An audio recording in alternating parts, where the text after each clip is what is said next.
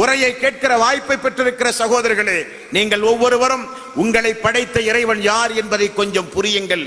நீங்கள் நம்புகிற வேதத்தின் அடிப்படையில் புரியுங்கள், படியுங்கள். இல்லாவிட்டால் மரண நேரத்தில் கேட்கப்படுகிற கேள்விக்கு நீங்கள் கட்டாயம் பதில் சொல்ல வேண்டும்.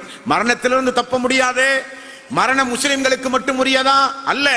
மரணத்திலிருந்து நாம் தப்பிக்க வேண்டுமானால் உலகத்தில் நீங்களும் நானும் பிறக்காமல் இருந்திருக்க வேண்டும். பிறந்தால் நமக்கு மரணம் நிச்சயம்.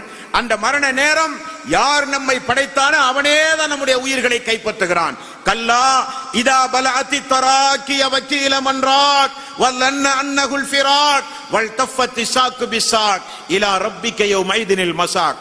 உயிர் தொண்டை குழியை அடைந்து கால்கள் எல்லாம் பின்னி பிணைந்து துடியாய் துடிக்கிற போது அல்லாஹ் சொல்லுகிறான், நான் கேட்பேன் இந்த நேரத்தில் உன்னை இப்பொழுது காப்பாற்றுகிறவன் யார் என்று. அந்த நேரத்தில் முறையான பதிலை நாம் சொல்ல வேண்டுமானால் நம்மை படைத்த ரஹ்மானை நீங்களும் நானும் புரிந்து கொள்ள வேண்டும். மரண நேரத்திலேயே நம்மை கைவிட்டு விடுகிற அல்லாஹ் அல்லாதவர்களை யாரையெல்லாம் வணங்கி வழிபட்டு வந்தோமோ மரண நேரத்திலேயே நம்மை அவர்கள் கைவிட்டு விடுகிறார்கள். அது மட்டுமல்ல, மரண நேரத்தில் இறைவன் நம்மை பேச வைக்கிறான். என்னுடைய உண்மையான கர்த்தர் அல்லாஹ்வாகிய நீதான், என்னுடைய உண்மையான தெய்வம் அல்லாஹ்வாகிய நீதான்.